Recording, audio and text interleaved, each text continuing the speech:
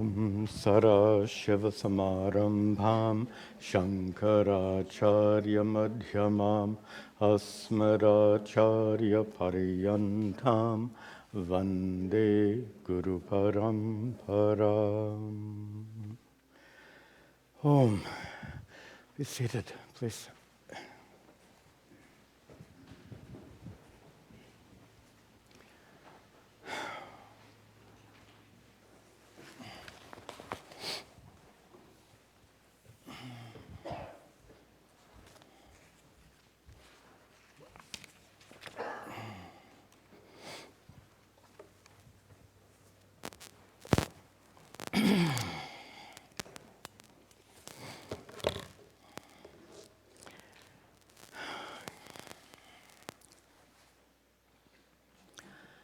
Om Sahana Vavatu Sahano Bhunaktu Sahavidyan Karavavahai Tejasvinavadhitamastu Ma Vidvishavahai. Om Shanti Shanti Shanti.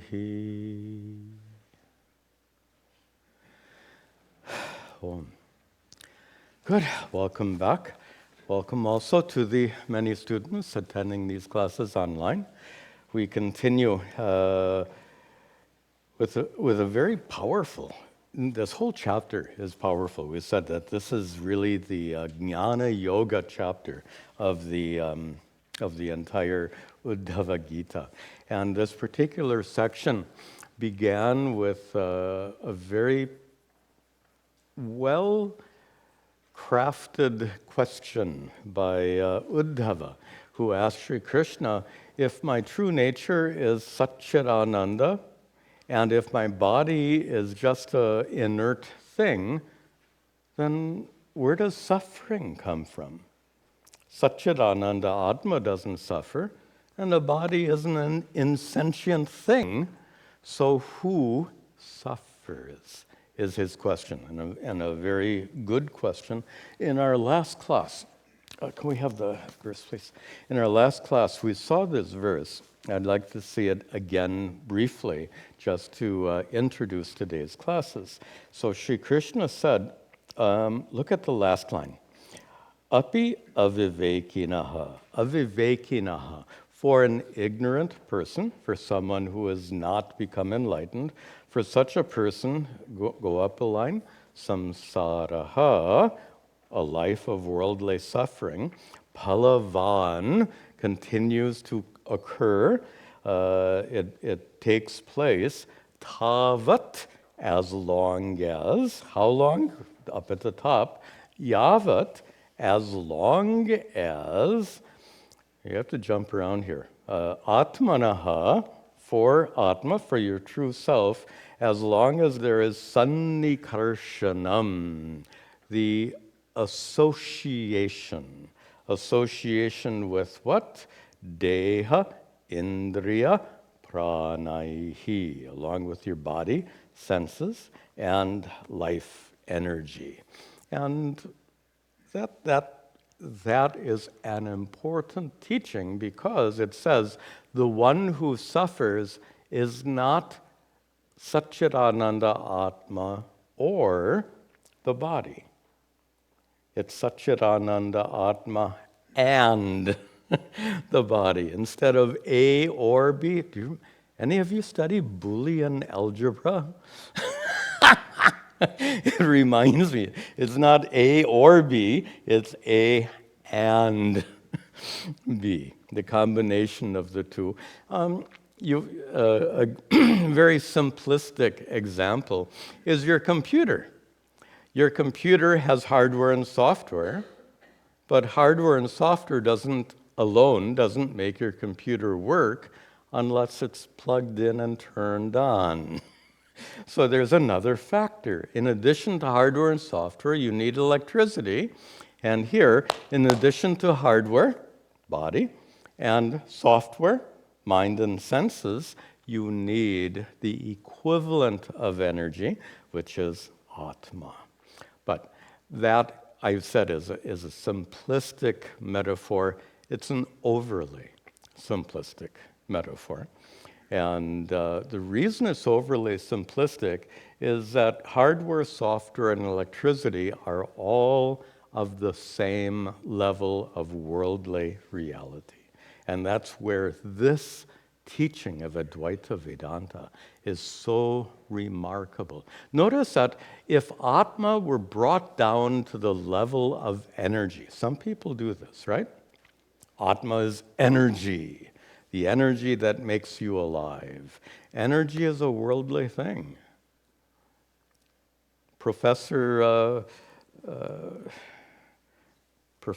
Einstein, who lived down the road here, he knew a lot about energy. What did he know about Atma? Probably not too much. So my point is, Atma, to suggest in any way that Atma is some kind of energy, like the electricity for your computer, it drags Atma down to the level of the world, our level. And it, if we refer to Atma as an inner divinity, oh, this is a funny metaphor. If Atma is the inner divinity, and the inner divinity is energy, then your stove in your kitchen is extremely divine because it's got burners on top and it's got an oven underneath. Look at all those sources of energy in your stove. You get my point? Atma is not energy because energy is a worldly reality. Atma is the inner divinity, and we'll be speaking more about that as we go along. Here, Sri Krishna hints at that by saying the ignorant person suffers a life of samsara. The word we skipped in the last line is apartaha api, even though it is unreal. And this is introducing today's topic. Hardware, software, and electricity are equally real. Body, mind, and Atma are not equally real. Very simple, very important. Body and mind are part of a worldly reality. Atma, your true nature, consciousness, is not a worldly reality. It's a fundamental reality. It's the so-called inner divinity. But here's the problem. An unenlightened person, apartaha api, even though the body and mind are not as real as you, your true nature, consciousness, even then that unenlightened person will suffer. And this point is going to be developed now in the coming verses, so let's see that development. Arte hyavidyamane arte hyavidyamane samsritir nani vartate dhyayato vishayanasya swapne nartagame yata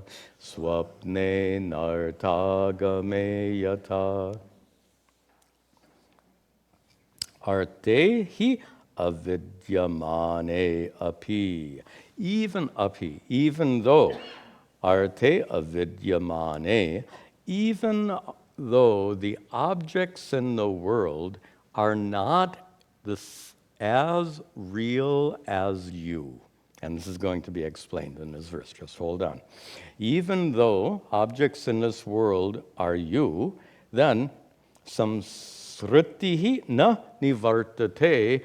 Samsriti means samsara, a life of worldly suffering. That life of worldly suffering, na nivartate, doesn't come to an end. It doesn't cease, even though stuff you experience every day is not as real as you are. It's real enough to make you suffer. At the end of the last class, I gave you the example of the rope snake you see in a dark alley. How real is that snake? Real enough to make you suffer, right? Is it as real as you are? And take you as your body. You're inside a body, you're walking down the alley. We'll say the rope is as real as your body. Is the snake as real as your body? No, but real enough to make you suffer. So here, Shankara, wrong text, wrong day. All right. Sri Krishna says, Dhyayataha vishayan asya. So for a person who goes on dhyayataha, not meditating, reflecting on these objects, considering the objects in the world, vishayan, considering these objects in the world to be real, like considering the snake to be real, makes you suffer. If you knew the snake was an illusion, a play of your eyes, you wouldn't suffer. But considering the snake to be real, you suffer. Considering your angry boss to be real. If you really want to throw your boss off, you tell him that your spiritual teacher said he's not real. Be interesting to see what his response would be. My spiritual teacher said, because you're not real, I don't have to be threatened by you. How's that? It'd be an interesting discussion you'd have with him. But this is what Sri Krishna is teaching, and now he gives the metaphor that we use consistently for this topic. It's the metaphor of a dream. Yatha, last line, yatha, just as swapne, in a dream, there is anartha agamaha. Agama, the coming of anartha, suffering. Suffering arises in a dream due to objects that aren't as real as you. The elephant that's chasing you in the dream, how real is that elephant? Again, real enough to make you suffer. And it doesn't take a real, of course, a real elephant is something you better take seriously, but even an unreal elephant is enough to make you suffer. That's what the dream metaphor is all about. Suppose you had, I've given this metaphor again. In fact, I'm sure the ancient rishis would have used this metaphor if they knew about lucid dreams. Apparently they didn't know. They never made reference to it. Most of you know that a lucid dream is to be dreaming and know you're dreaming. It's like being half awake, half dreaming. So you're having a dream, but you know it's only a dream. So in a lucid dream, you would not consider the elephant to be as real as you, the dreamer. Notice I'm distinguishing between dream character and dreamer. In a normal dream, you are the dream. You are a dream character, right? You project yourself into a dream. By the way, let me just share with you an observation. Last night in a dream, I had an observation I've never made before, but maybe some of you have. I realized that the me in the dream was not the same as my waking personality. There were things about the me in the dream which didn't resemble me at all. I don't remember the details right now, but it was a version of me. It wasn't the actual me. There were some things that were different. That shows you how arbitrary self-identity is. We have a concept of ourselves right here and now in the waking state that is so real. We know, you were born, you remember your parents, You remember where you were. You may not remember, but anyway. You were born in a certain place at a certain time. You remember your parents. You remember your childhood. You remember your youth. You remember your education. You remember all of these details of your life and all of the experiences you've undergone in your life. All of these experiences have led you to formulate in your mind a concept of who you are that is extremely real. Correct? How real is it if, in a dream, it doesn't persist? That was what I saw in last night's dream. It wasn't the waking Swami Tadatmananda who was a character in the dream. It was me, but it didn't have my same history. It didn't have my... What was... It was, I have dreams we don't remember, but it was at an earlier stage in my life, in like 30s, I suppose, but I was working in a field that I never worked, right? Generally, if you dream about when you were working 30 years ago, you would imagine yourself in your former workplace. I imagine myself in some other place performing some kind of professional work that I had never done in my life. Please appreciate my point. If your identity as who I am is so real, shouldn't it persist in a dream? You would think so, since dreams are a product of our memories, right? Dreams are a product of memories. This is a pretty inaccurate memory. It never happened. I was never working in that kind of field. And the point, I'm hoping you're getting this, is how arbitrary our sense of identity is. We take it so real. This is who I am. Swami Tadatmananda is a teacher, a disciple of Swami Dayananda, and he had all these experiences through his life, and this and that and the other thing happened, and now he is teaching at an ashram he founded in New Jersey. That seems very real. It's arbitrary, completely arbitrary. So whatever is your... Long ago, I used this metaphor. We all have an autobiography in our heads. I like that.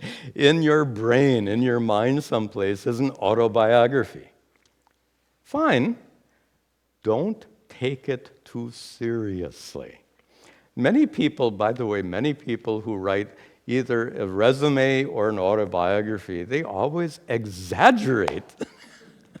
So you already get it, that your autobiography in your mind is not as accurate as you think it is. It's your impression. It's something you composed. It's something you created. And there's a little bit of a side issue. It certainly relates here very clearly. But the point... The importance of these comments is to help us loosen our grip on our concept of who we are. It's a construct. It is created by you. Notice someone, just one more example, and then we'll come back here. A good example of this is someone who's very accomplished, but has low self-esteem.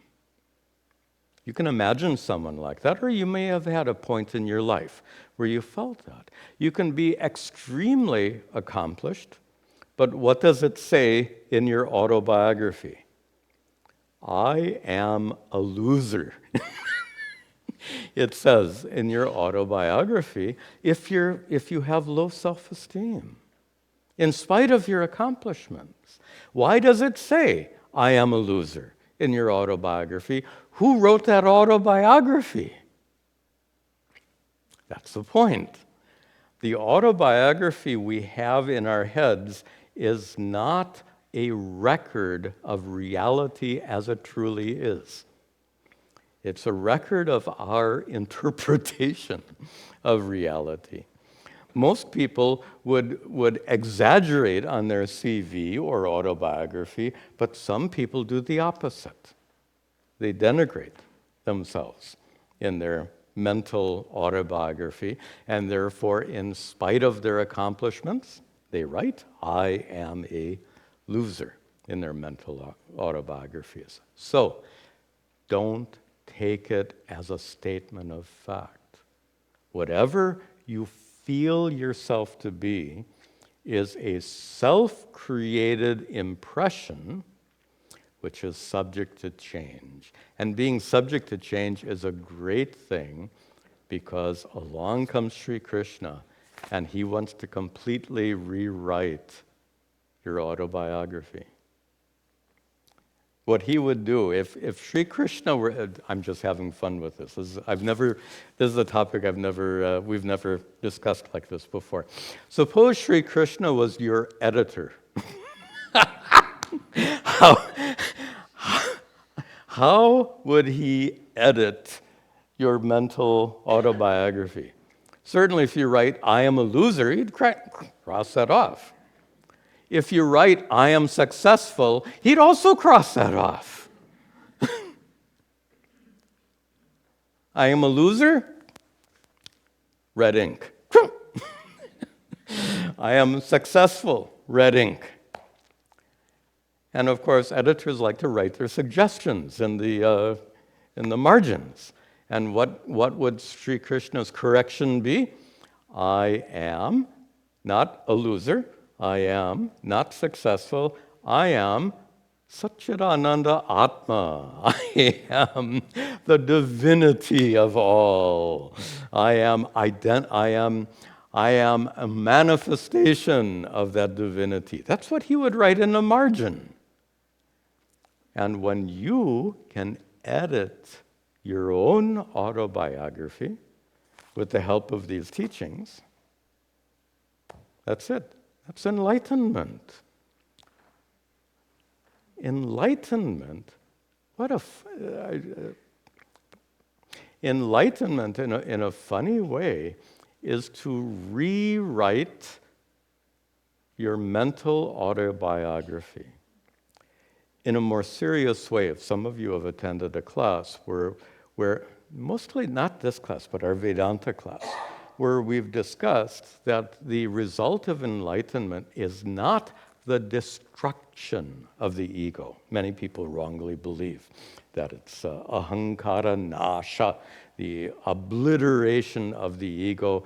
Problem is, if your ego is obliterated and somebody says hello to you, how will you respond if you don't feel yourself to be an individual person, right? The ego is an organizational principle in our minds. It allows you to function as an individual. It allows you to relate to others. If you had no concept of who you were in the absence of ahankara, this is the wrong concept, and many people cling to this. You obliterate your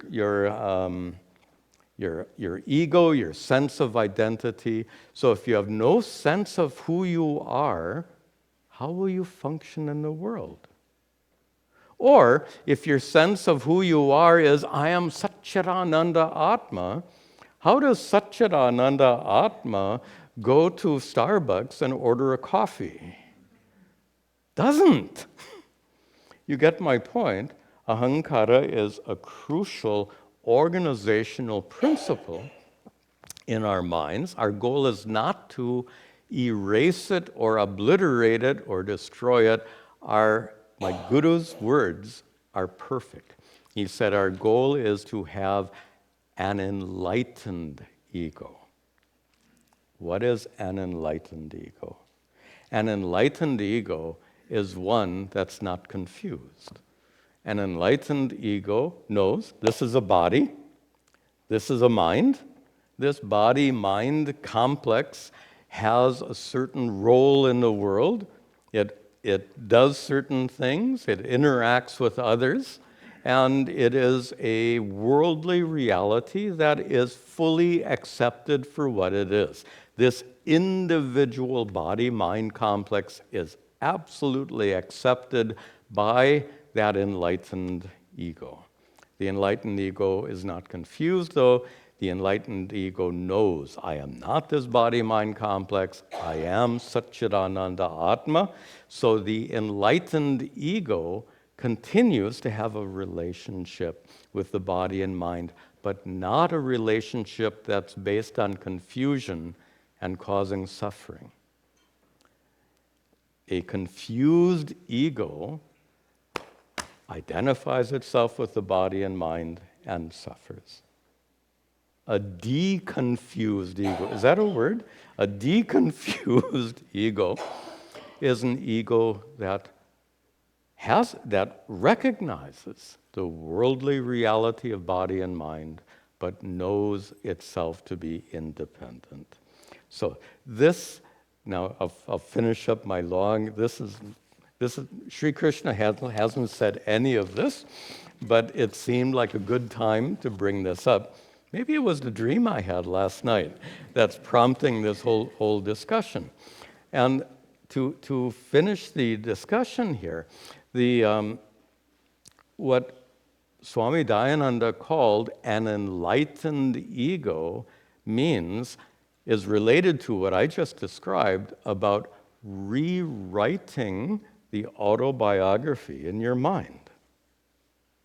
When you write that autobiography in a state of confusion, how accurate will it be? When you write, I am a loser, how accurate is that? People do it. Even when you write, I am successful, that's better, of course, it's more accurate than I am a loser. So I am successful is more accurate, but it's still not completely accurate, right? Success belongs to the body-mind complex. Atma is neither successful nor a loser. Atma is divine. So when you cross off, I am a loser, when you cross off, I am successful. And when you make the correction, I am Satchidananda Atma, when you make that correction in your mental autobiography, that's enlightenment. That's the enlightened ego, as my guru called it. All of this is kind of hinged off of the problem of this dhyayataha vishayan, someone who considers objects to be as real as oneself, somebody who considers this body is as real as I am, this mind is as real as I am, the entire world is as real as I am. Now you see why that computer metaphor is so defective. Software, hardware, and electricity are the same level of reality, but here, your true nature is like that of the dreamer. So, that's where we hinged off. The lucid dream. You have to, this is the trick. If you go off on a detour, you have to find your way back. And I have to tell you, my guru, Pujya Swamiji, was famous for his detours. And perhaps more famous for finding his way back. He always managed very nicely to pick up the thread. So as we're picking up our thread here, we talked about the lucid dream. That lucid dream, to see the elephant in your dream and know it's just a dream elephant. That lucid you in the dream is not it's not a dream character. You're identified with the dreamer. That's exactly where we got off on this tangent. When you are identified with the dreamer, when you're identified with the dream character, the you projected into the dream, that you projected into the dream is as real as a dream elephant, right? That elephant can trample the dream character. Have you ever been, how many times have you died in your dreams? That's not an uncommon dream. And yet here we sit. Because, thank goodness it was only the dream character that dies in a dream after dream after dream. But in a lucid dream, you're not identified with the dream character. You are identified as being the dreamer. You're having a dream, but you know you are the dreamer. And why should a dreamer be afraid of a dream elephant? The dreamer knows he or she is more real than the dream elephant. Now, this leads us to a very profound teaching of Advaita Vedanta, and I'd like to bring it up because this, in the first line, he says, arte, he indeed, or because arte avidyamane, because, or api, even though, arte, objects in the world, avidyamane. Now, avidyamane would typically be described as non-existent. Are objects in the world non-existent? Would you be afraid of a non-existent elephant? If in front of our altar was standing a huge non-existent, how do you describe a non-existent elephant as being huge? I don't know. I'm taking a lot of liberty here to make a point. If there were a huge non-existent elephant in front of the altar, would any of you feel afraid? Of course not. If you walk down that alley, would the non-existent snake bother you? If you only saw a rope, would you be afraid of the snake? So that which is utterly non-existent doesn't cause any problems. What causes a problem is confusion. Confusion wherein you attribute more reality to something than it deserves. You attribute reality to that snake, it's threatening. You attribute reality, go back to the funniest story. You attribute absolute reality to your boss, and your boss becomes threatening. You attribute complete reality to your body. When your body has some physical affliction, that becomes threatening. When you attribute complete reality to your mind and thoughts, it becomes threatening. Remember, our definition of absolute reality is that which doesn't change. Consciousness is a fundamental reality. It doesn't change. The consciousness present in your experience right now, through the teachings of Vedanta, is discovered to be an unchanging consciousness, a fundamental reality. This isn't a matter of belief, it's not a doctrine, it's something you have to personally discover. When you have personally discovered that consciousness, the consciousness present in this experience is utterly unchanging, it's a fundamental reality, then anything which is less real will not be so threatening. Your boss is changing his or her mood every day. How real is your boss? How real is your body, which goes on changing? How your thoughts and emotions are changing moment to moment. None of it is as real as your essential conscious nature. This is to suggest how you become enlightened. You become enlightened by rewriting that autobiography when you can cross off, I am a loser, when you can cross off, I am successful, and when you can write in place, I am unchanging consciousness. How dramatically everything changes. Okay, that's enough. Our class is going quickly here. Let's see some verses. Yata hyaprati buddhasya, yata hyaprati buddhasya, praswapo bahvanartha bhrit, praswapo bahvanartha bhrita, sa eva prati buddhasya, sa eva prati buddhasya, navai mohaya kalpate, navai mohaya kalpate. There's something wonderful in this verse, and that is, every word in it has a double meaning. You can read this verse in two completely different ways. So he's talking about one yata, just as one who is a pratibuddha. Now, Buddha, by the way, the Buddha, you look it up in a dictionary, the first meaning in the dictionary is awakened.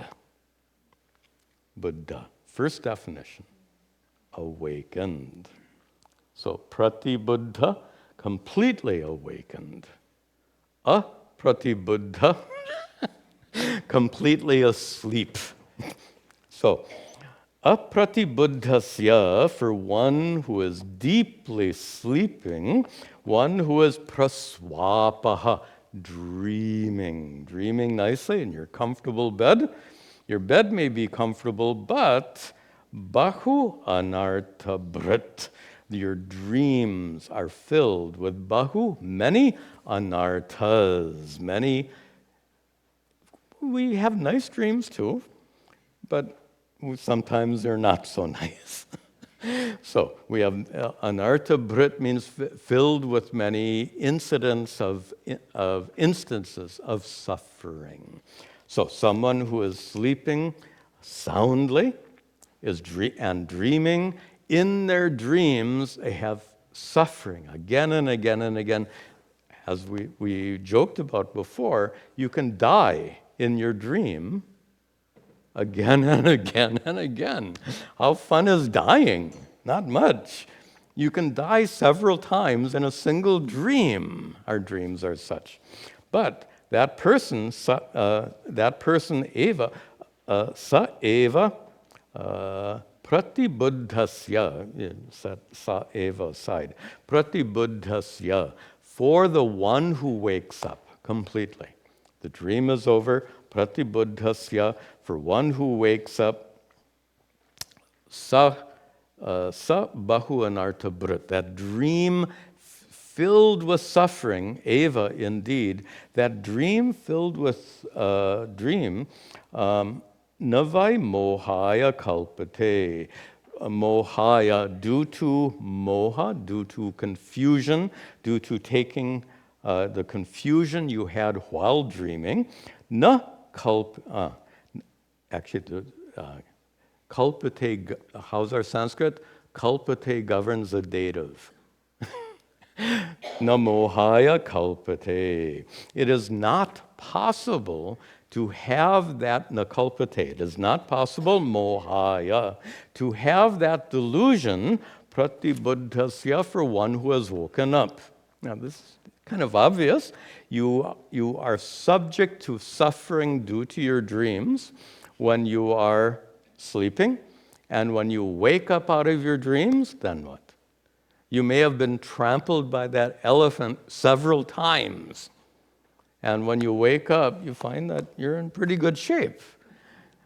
So this is what it is, how significant to wake up. That's one meaning. Go back. We're going to take the whole verse again. It's not that long. So taking the verse in a second way, yata, just as he indeed, pratibuddhasya. So Buddha, the first meaning, was awakened from sleep. One of the other meanings is enlightened, which is why Buddha, the Buddha is called Buddha. Siddhartha Gautama gets called Buddha. Buddha is actually more of a title. It's become his name, but Buddha can also mean enlightened. So, one who is prati-Buddha is one who is completely enlightened. One who is aprati-Buddha is one who is completely a blockhead. So that blockhead, bahu anartha bhrit praswapaha. Praswapaha, that blockhead encounters or experiences the dream of life. The dream of life. When you woke up this morning, when you dreamt of waking up this morning, having your morning tea or coffee, you dreamt of getting dressed, getting ready, getting into your car, driving to Arsha Bodha Center, and right now you are dreaming. This is a metaphorical dream. This is the dream of ignorance. Like when you take the dream world to be absolutely real, if you take this world to be absolutely real, it's also a mistake. The dream world is less real than this world, but this world is less real than unchanging consciousness. Can I say that one more time? Dream world is less real than this world, but this world is less real than you, your essential nature, as unchanging consciousness. But one who is aprati-Buddha, one who is a so-called blockhead, doesn't get it and takes this world as being absolutely real and therefore suffers. On the other hand, in the third line, prati-buddhasya now means one who is enlightened. One who is enlightened, for that person, sa eva bahu anartam, all of the suffering that was there prior to enlightenment, it navai mohaya kalpate. It is not possible to be deluded like you were previously in a state of ignorance. So just as you wake up out of a dream, and any suffering associated with the dream goes in the same way. When you wake up out of the so-called dream of ignorance, notice I said so-called. This is not a dream. It's a metaphor we use. So when you wake up out of the metaphoric dream of ignorance, all this suffering comes to an end. Okay, we'll see one more verse. Yeah. Shoka harsha bhaya krodha, shoka harsha bhaya krodha, lobha moha sprahadayaha, lobha moha sprahadayaha, ahankarasya drishyante, ahankarasya drishyante, janma mrityuscha natmanaha, janma mrityuscha manaha. Okay, so what is written in your mental autobiography? All the experiences of your life are written in your mental autobiography. What kind of experiences? Like shoka, sadness, written in your autobiography. Harsha, elation, also written in your autobiography. Bhaya, fear. Krodha, anger. Lobha, desire. Moha, delusion. Spriha, longing. Adayaha, etc. By the way, your autobiography in your mind, is it just 1 or 2 pages long? You've written a tome, hundreds and hundreds of pages, in which your self-concept, that construct, is defined. Your self-image is comprised of those hundreds and hundreds of pages of self-definition. Who owns, what a funny question, who owns that mental autobiography? Well, an autobiography belongs to the person who did all the actions, right? So who did all those actions? Well, Atma doesn't do anything, right? Unchanging consciousness doesn't do anything. Therefore, that autobiography, Sri Krishna says, na atmanaha, in the last line. He says, it doesn't belong to Satchidananda Atma. Because Atma doesn't do anything. If Atma doesn't do anything, imagine writing an autobiography. Imagine writing an autobiography for a rock. No, it can't be autobiography. You are hired to write a biography for a rock. Ghostwriter, good. You are ghostwriting the autobiography. Of course, if you go back 1 billion years, you can actually come up with a biography, but at least in your lifetime, what does that rock do? Does it wake up in the morning and go to sleep at night? No. Does it go anywhere? No. Does it do anything? No. So what if you are the ghostwriter of the rock's biography, autobiography, what will you write? Be one blank page. How does that compare to your autobiography? So this is a point. Consciousness is not engaged in action. Consciousness reveals everything you do. We've used the word sakshi, awareful witness. The significance of that term, sakshi is not involved. Sakshi is an uninvolved observer. In this context, Atma can be called an uninvolved observer. Uninvolved meaning not affected by what you observe. That's in this context, that's a fine way, that's a good way to understand Atma. But then, if Atma is an uninvolved observer who's not affected by what's being observed, meaning Atma is unchanging consciousness, then that autobiography, na atmanaha, cannot belong to Atma.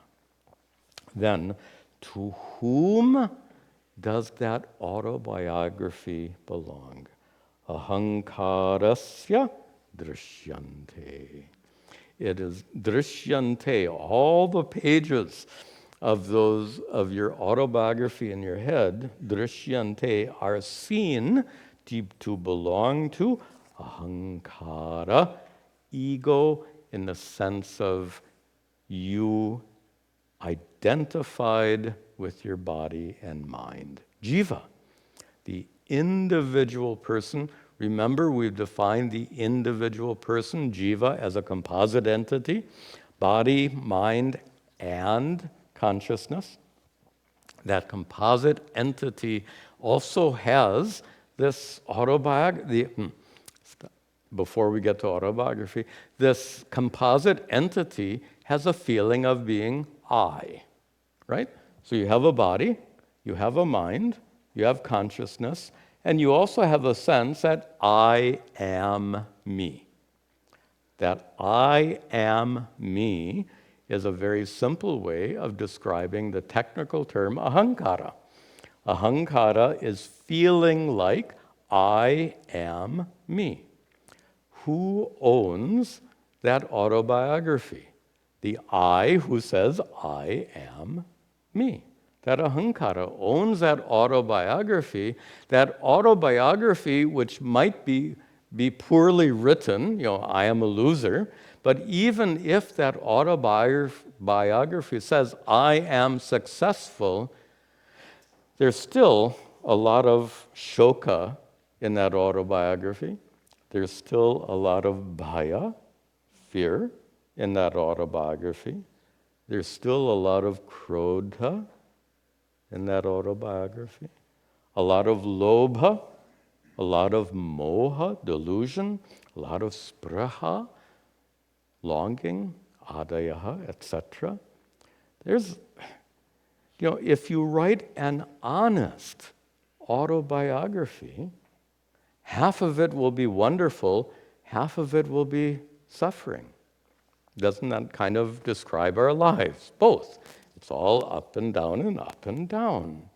So you'll find lots of wonderful things in that autobiography, but a lot of suffering in that autobiography. And if you have not yet rewritten that autobiography by crossing off, I am a loser, by crossing off, I am successful, and writing instead, I am Satchidananda Atma, I am unchanging consciousness. If you have not yet done that, meaning if you're not yet enlightened, you are subject to more and more suffering. It's inevitable, it's guaranteed that you are going to experience more suffering. Experience more suffering how? He says, janma mrityuhu cha. Because in addition to the shoka, harsha, all the stuff in the first line, he says that you are going to continue being subject to things like mrityu, death. That can't be fun. So dying and all other forms of suffering. And then when you die and you're not enlightened, what follows is rebirth. And when you're reborn, are you reborn enlightened? No. So then you suffer in your next life. You die unenlightened. You get reborn. You suffer. You die, suffer, die, suffer. Samsara. Suffer, die, suffer, die, suffer, die. Wouldn't it be nice to get out of that? That's what this is all about. So how do you get out of that suffer-die cycle? By recognizing the truth of who you are is the consciousness by whom this experience right now is known. And with the help of these teachings, by discovering that the consciousness present in your experience right now is not ordinary. You may think it's ordinary, but it in fact is extraordinary. Consciousness, your consciousness, is not affected by the nonsense happening in your mind. Your consciousness is not affected by the problems of your boss, of your body. I'm anticipating my next line. Your consciousness is not afflicted by your angry boss. Your consciousness is not afflicted by anything. Your consciousness, further, is not stuck inside your body. Your consciousness has no edge, has no limit, has no boundary. It is all pervasive, it is full, it is complete. When you discover your true nature to be that unchanging consciousness, then you can take your autobiography. By the way, since it's so long, there's an easier way to edit that 800-page autobiography in your head. And that is simply add an appendix, an afterword. And in that appendix or afterword, you simply said, everything I've just written belongs to my ego. My true nature is Satchidananda Atma. How would you put that one page as an appendix to your autobiography? Notice, and it doesn't erase that whole autobiography because it belongs to someone. Who does it belong to? Individual person. But who are you? You are not identical to to that individual person who owns the other 800 pages of that autobiography. You are the one described on the 801st page. Everything written above here belongs to my ahankara, ego. I am Satchidananda Atma. So you need that afterword. And that's what these teachings culminate in. That's what my guru called an enlightened ego. This is a good place to stop. We'll continue next week. Tomorrow we have our Vedanta class at 10 o'clock and satsang at 11. It might snow tonight. So if you're coming tomorrow, please check for a cancellation email before you leave the house. So certainly by 8 or 9 o'clock in the morning, there'll be a cancellation email sent out if the class is indeed canceled. We'll conclude with our prayers.